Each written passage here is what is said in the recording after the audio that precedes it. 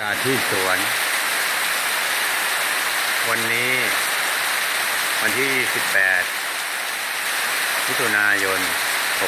60ฝนตกตั้งแต่เช้าจนกระทั่งขณะนี้เกือบเที่ยงแล้ว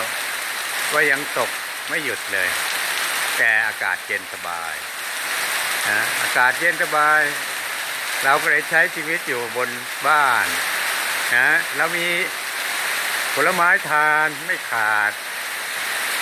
นะมีหอยทากให้หนูเล่นด้วย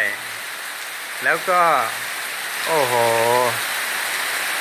น้ำฝนตกแล้วก็มี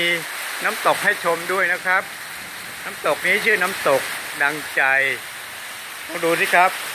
น้ำตกดังใจไหลแรงมากเลยมันเรียกว่าน้ำตกฝนน้ำตกฝนเหรอไม่ใช่น้ำตกดังใจเหรอคะไม่ค่ะน้ำตกดังใจไหลแรงมากถ้าฝนหยุดสักพักนึงน้ำตกดังใจก็คงจะไม่ไหลแล้วนะโอเค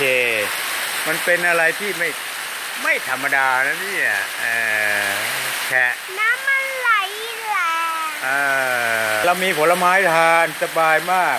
เราไม่ออกไปไหนก็ได้เราอยู่กับภายใต้ฝน